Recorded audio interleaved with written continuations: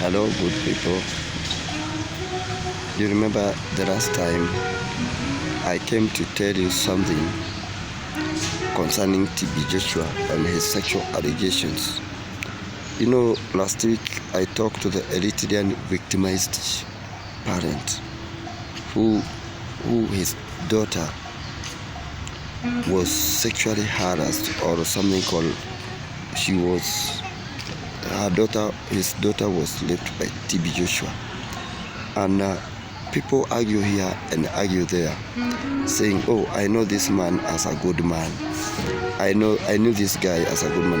What BBC said was something terrified and can't be connected to the demise of TB Joshua. So someone asking, where were they when TB Joshua was alive? What happened? Why could they not come out and claim such thing? TB Joshua, not only TB Joshua, many pastors have their own allegations.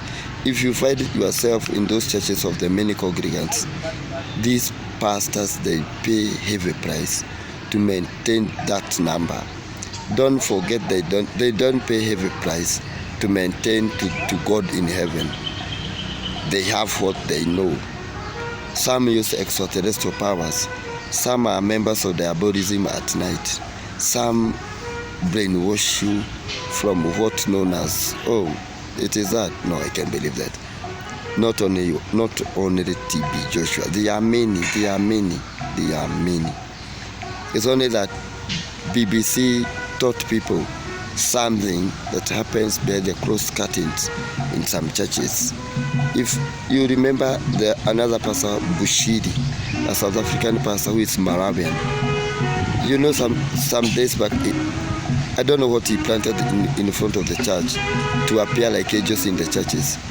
The other day he planted some things. You remember Pastor Rukau, who brought a man sleeping on a coffin, pretending that he's going to awake that guy from the dead. And people give money. Not only this, you remember there's a Zimbabwean pastor who pretended talking to a phone.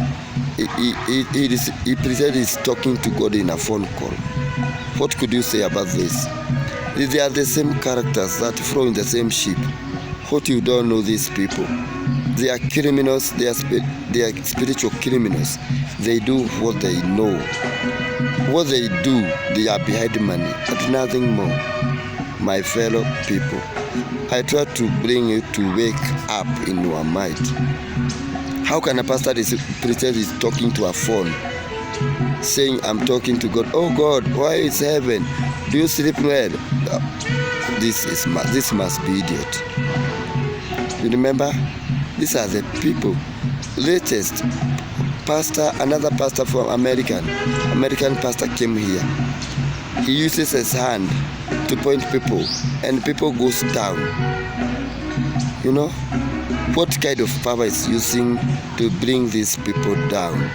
And the same people, the same pastor is the one who are saying this is man of God. Which man of God? Is there any verse in the Bible you can tell me that a man of God go to the people and goes down? Jesus was Son of God. He could not force people. He could not, I don't know what I can say. So the BBC documentary and the people who came out to give what they know about TB Joshua.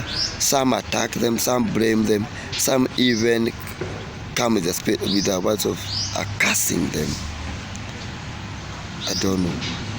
What Bisora said, she said from what she experienced during his tenure with TB Joshua. Those South Africans, what they said what was exactly happened when they were with the TB Joshua. You remember Pastor Goma was second in command after TB Joshua.